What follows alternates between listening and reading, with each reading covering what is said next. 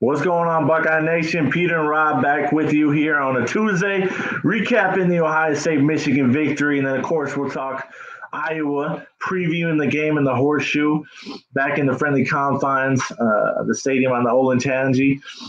A first real test for the Buckeyes offensively is the Hawkeyes bring some talent defensively, but there's things we can exploit, and we'll definitely talk about that. But before we move on to Iowa, let's talk about the beatdown that was in East Lansing. Rob, give me your overall impressions. Ohio State wins it 38-7. How do you feel coming out of the game as getting the first Big Ten win? I feel pretty good. At first, I was disappointed in the defense. They were giving up some drives. I had a feeling that Aiden Childs was going to give them trouble in the beginning because he's a mobile quarterback, able to roll outside the pocket, extend the play, and of course, they got wide receiver Nick Marsh.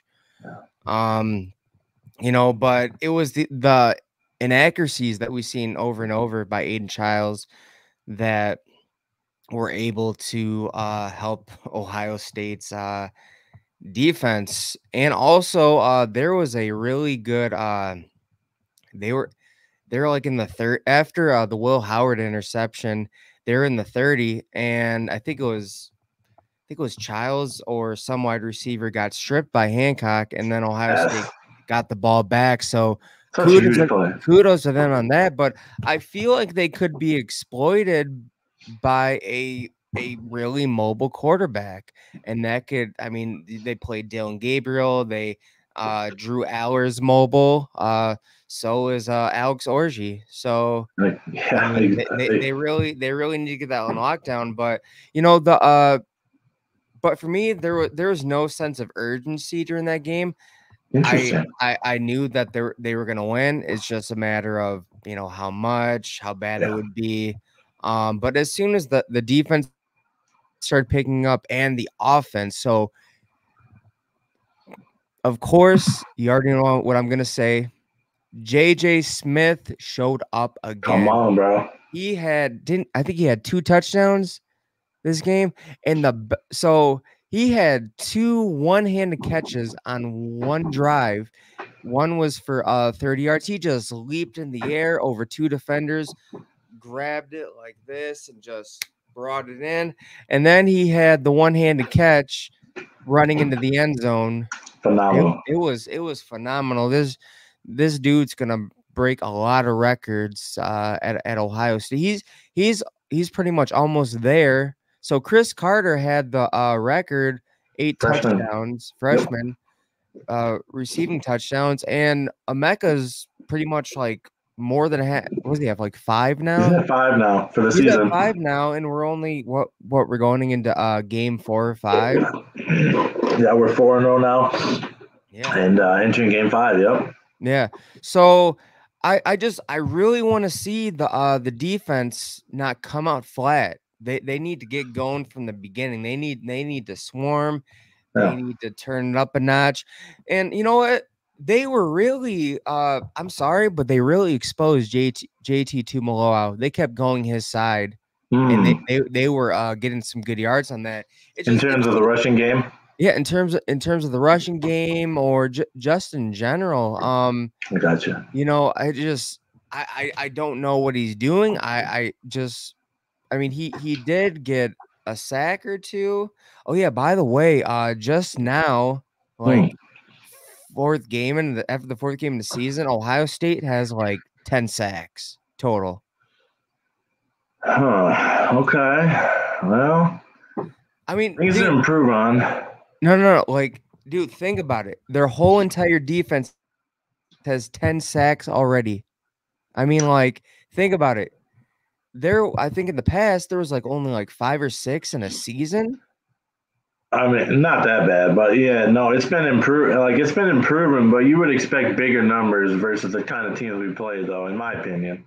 Yeah, and it's. But it's not a defensive edge scheme defense. It's a secondary scheme defense, unfortunately. But, the thing is, he's not playing with any urgency. He's not playing with any I feel like he lacks aggression. Yeah, intensity, like you said. He definitely likes intensity. I'm not understanding where his motor is at. Yeah, I was just about to say that where like he needs that motor going. He just it doesn't have it. He seems slow. He seems not really getting to the ball. I mean, at least Sawyer, he has a motor on him. Like He's always he going. plays with intensity. He's always going 100 miles per hour.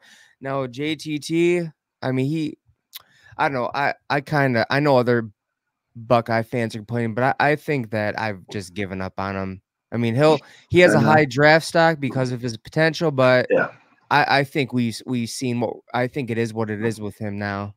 it's the Rashawn Gary effect, man. Like there'll always be some segment of the fan base that'll defend Rashawn Gary and the Michigan fan base. Always will be some that will defend JTT, and he will be drafted high, like you noted. But it's not based on production; it's based on potential. And the NBA and the NFL draft on potential. It's kind of been proven over the years. Offensively, now, I was at the wedding, and so I was keeping tabs on the score. I saw it was 17-7 late in the half, and then we got the late touchdown.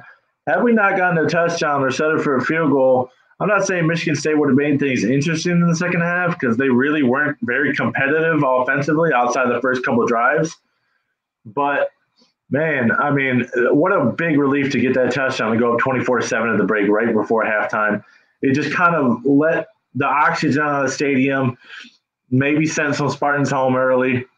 And I mean, it was cruise control from there out in the second half. I mean, Yeah. MSU only scored off that one interception from Will Howard, which, by the way, was I'm not sure what he saw on that throw. That To was be triple completely coverage, honest, man. That was yeah, triple coverage. I can't I can't defend that decision. There's No. no defending that decision for me. Um, and that's why, although he played, fairly well otherwise, I'm giving my Bucko of the week to a wide receiver, Emeka Obuka. I'm going to take him. He had 7 catches for 96 yards and a touchdown. I know you're going to go with another wide receiver for The your offensive wide of freshman the week. phenom, Come on. J.J. Smith, a man amongst boys, made in a factory. I mean, made in a factory, made in a lab. He's got the man. He's pretty much Megatron, It's insane. Julio Jones, and AJ Green all in one. Dude Amen. was made in a lab. I can't This believe I almost said factory. no, it's phenomenal. He's got it all. He's got the hands. He's got the athleticism. He's got the speed. He's got the route running ability. He's He's got got the the strength. vertical. He's got the vert. He's an incredible athlete. I'm 6'5". He's only an inch shorter than me, and I was not even 1/100th of the athlete that he is.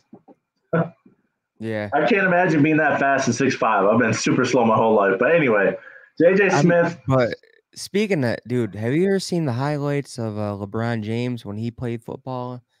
And I have, yeah. He's pretty nuts I too. mean, he was the number 1 overall prospect in the state of Ohio Yeah, without at, question. at wide He would have receiver. been he would have been disgusting at Ohio State. Yeah, Whether they put him at tight end, or wide receiver, or wherever they would have placed him in the Jim Tressel scheme. They probably would yeah. have underutilized him in the Jim Tressel scheme, let's be totally real. But yeah, the Buckeyes win pretty convincingly in East Lansing. One thing I just thought was humorous.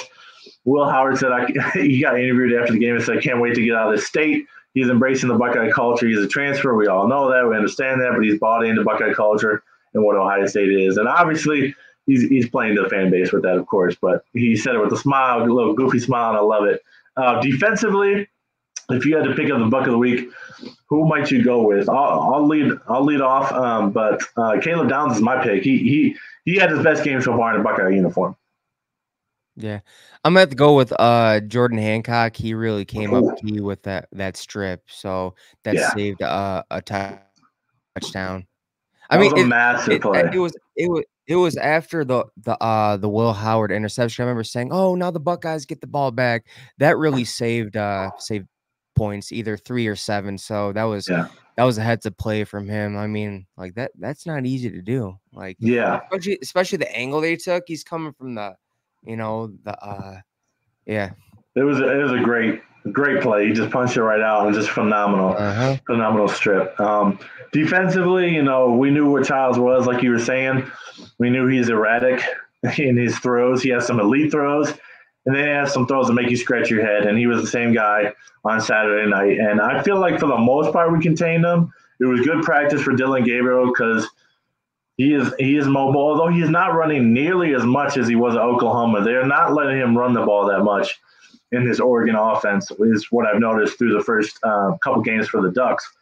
But he still can extend plays and use his athleticism to do so, and he does that. So good practice and good prep for him. Like you said, we have some other mobile quarterbacks to face in the season before the season runs out.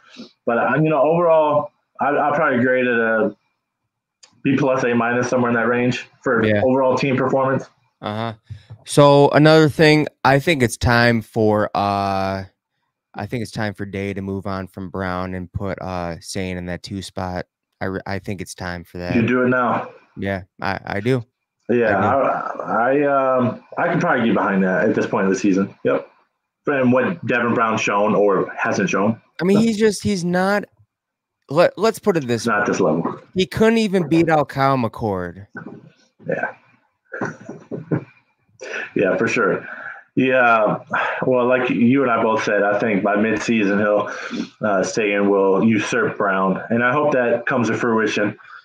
Now, man, imagine if Will Howard went down. I don't know if I trust Julian Sane in Oregon, in Eugene, in that rowdy atmosphere, but that would be a little scary. I might put in Devin in that game. But moving forward past the Oregon game, I would definitely put Sane in. But, I mean, he is an elite recruit, and he's going to be a star for us. So that's without question. But moving on to this upcoming weekend's game, 3:30 p.m. kickoff in the Horseshoe. The Hawkeyes come to town. And, I said it on Team Rivalry last night. I really see it playing out like the 2022 game. Iowa's defense against the run is very stout. They always have been, always will be under Kirk Ferentz, that is. But I was looking at some stats. They are 69th in the nation in yards per game allowed through the air at 211 yards per game. Iowa State passed for 272 on them in the Hawkeyes' only loss of the season. And so I feel like Ohio State's going to be able to exploit the secondary a lot. And that really shocks me because the only guy they lost in the secondary was Cooper DeJean. Everybody else came back in an elite secondary. So I'm not sure why the secondary has fallen off a cliff like they have, but I'll tell you what, the Buckeyes better exploit that and hammer it with J.J. Emeka, Carnell Tate, and others. I'm surprised Brandon Ennis hasn't been more involved so far in the games, especially in these blowouts. You know, I was looking at his stats; they're really like he has 6 catches on the year, I think. Yeah, I thought he'd be a bigger part of the offense by now, but he's not so far. But what do you think about the Hawkeyes? Obviously, Caleb Johnson's a stud, 700 yards, second in the nation in rushing yards. Yeah, so I mean, I know you said their secondary is, I mean, I guess they're elite. So, but it really hurts when a first rounder leaves. So, they have more options to other teams have. I mean, of course, you're not going to throw towards Cooper DeJean. Right. So, now they don't have that threat anymore. So, but yeah, I mean, now that you raise that point, I think the Buckeyes have a really good chance to have a field day in the secondary. I mean, that's if the offensive line holds up. But of course, Iowa does what Iowa does Iowa things. Every time we play them, they keep it close until third quarter or so, and then they start to fall apart because their offense cannot